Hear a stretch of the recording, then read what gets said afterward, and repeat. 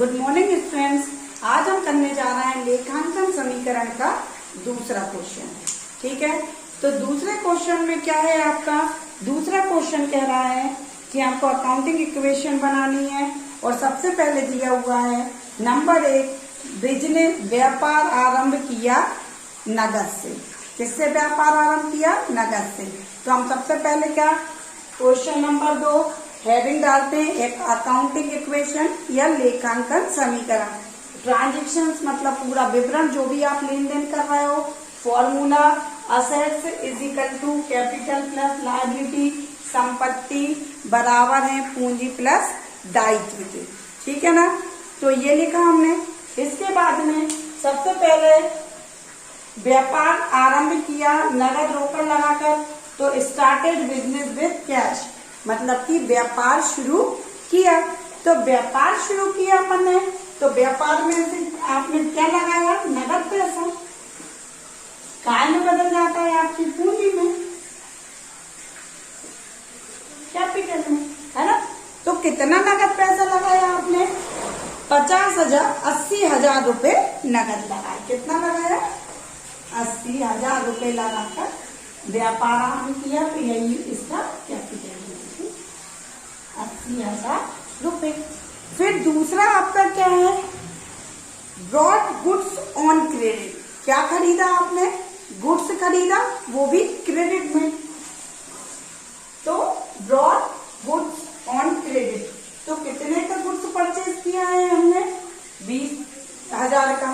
तो अब आपके पास एक और कौन सी संपत्ति आ गई? माल आ गया। स्टॉक यहाँ तो नहीं था, यहाँ पे माल आ गया। कितने का? 20,000 रुपए का। क्या आपने नगद पैसा चुकाया है? नहीं चुकाया। कैसे माल खरीदा है? हमने उधार खरीदा है। हम आपको पहले भी बता चुके हैं कि जब हम माल को उधार खरीदते हैं तो हमारी एक और दायित्व कौन सा बढ़ जाता है? क्रेडिटर्स, लेनदार बढ़ जाते हैं। यहाँ पे नहीं थे, यहाँ पे कितने का माल उधार खरीदा? 20,000 रुपए के, लेनदार बढ़ गए हमारे। पूंजी में कोई परिवर्तन नहीं हुआ। यहाँ पे देखिए नगद पैसा गया क्या? नहीं गया। 80,000 रुपए जो आपने व्यापार में लगाए थे वो ऐसे ही के ऐसे ही हैं। 20,000 रुपए का आपके पास माल आ गया, तो 80 और 20 1,00,000 रुपए। यहाँ पर आपने कितने की पूंजी लगाई थी? 80,000 रुपए की, वो वैसी की वैसी ही है। और 20,000 रुपए के आपके दायित्व बढ़ गए, तो 1,00,000 1,00,000 LHS is equal to RHS, दाया पक्ष बराबर है बाया पक्ष के। तो आपका न्यू इक्वेशन, नया समीकरण बनकर तैयार हो गया। अब देखिए अगला टॉपिक क्या है हमारा। अब अगला है आपका विथड्रॉ कैश फ्लो। मतलब कि आपने व्यापार में से क्या विथड्रॉ किया है, क्या निकाला है? नगद पैसा व्यापार में से आपने निजी उपयोग के लिए निकाला है। तो हमने आपको बताया था कि जब भी व्यापार के स्वामी द्वारा व्यापार में से नगद पैसा निकाल लिया जाता है तो उसे हम आहरण या ड्रॉइंग कहते हैं। अपने व्यापार में से अपन ने कुछ नगद पैसा निकाल लिया, उसे हम आहरण या ड्रॉइंग कहते हैं। तो हमने क्या करा? Withdraw cash for personal use. जब भाई अपने व्यापार में से आप पैसा निकाल लोगे तो उससे तो आपका कैश भी कम हो जाएगा और पूंजी भी कम हो जाएगी। तो कितने का आपने निकाला है? 5,000 रुपए का। तो 5,000 रुपए से आपकी क्या कम हो गई? पूंजी भी कम हो गई और कैश भी कम हो गया। क्लियर है? हमने आपको बताया था जब भी कोई हम खर्च करते हैं तो उससे हमारा नगद पैसा भी कम होगा और पूंजी भी कम हो जाएगी। और जब कुछ आपको आय मिलेगी, जैसे कमीशन मिल गया, किराया मिल गया, तो नगद पैसा भी में भी बढ़ जाएगा और पूंजी भी बढ़ जाएगी। दोनों में जोड़ देते हैं और जब कुछ भुगतान करते हैं तो दोनों में से घटा देते हैं। ठीक है,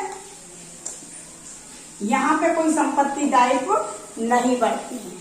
तो यहाँ पे 85,000 में सब आपके पास कितना बचा? 75,000। 20,000 रुपए का माल है। ऐसे यहाँ पे कितना है? 75,000 प्लस 20,000 रुपए का माल है। दोनों पक्ष आपके बराबर हो गए। LHS इजिकल टू RHS नया समीकरण बन गया। अब लिखा है मजदूरी का भुगतान किया, फिर से ये भी खर्चा आ गया। तो खर्चे के बारे में हमने क्या बताया था कि कैश में से और पूंजी में से दोनों में से कम हो जाता है। तो देखिए कितना भुगतान किया है मजदूरी का, 2500 रुपए का। तो हम दोनों में से फिर से कम करेंगे, बाकी कोई में कोई परिवर्तन नहीं होता है। तो इधर कितने का बचा आपका, 72,500 प्लस 20,000, 2500 इसमें से भी कम कर दिए। तो यहाँ पे कोई चेंज नहीं हुआ, 72,500 प्लस 20,000। तो क्या बचा आपका नया समीकरण, LHS इजिकल टू RHS। समझ में आ गया। तो अकाउंटिंग इक्वेशन लेखांकन समीकरण में दोनों पक्ष अगर आपके बराबर चलते हैं तो आपका क्वेश्चन सही है, नहीं तो आपका क्वेश्चन गलत है। एक बात। और दूसरी बात कि जब भी कोई आपको आय प्राप्त होगी तो वो इसमें प्लस हो जाएगी दोनों में, जब भी कोई आप खर्चों का भुगतान करोगे तो इन दोनों में वो माइनस हो जाएगा। बाकी अगर कोई संपत्ति बढ़ती है तो ऊपर भी बढ़ाना पड़ेगी आपको, कोई दायित्व बढ़ते हैं तो वहां पे भी बढ़ाना पड़ेगा। ठीक है ना, समझ में आ गया। ओके, अब हम स्टार्ट करने जा रहे हैं क्वेश्चन नंबर 3। तो क्वेश्चन नंबर 3 में भी वही लेखांकन समीकरण आपको बनाना है। तो हेडिंग वही अकाउंटिंग इक्वेशन डालोगे आप, ट्रांजेक्शन्स मतलब पूरा व्यवहार लेन देन का जो भी है विवरण, assets is equal to capital plus liabilities. ठीक है ना। तो हमने स्टार्ट करा कि व्यापार शुरू किया है नगद से। ठीक है ना। अगर व्यापार शुरू करते टाइम किसी का नाम भी आता है तो उससे हमको कोई फर्क नहीं पड़ता है। एंट्री हमारी यही बनती है कि स्टार्टेड बिजनेस विद कैश।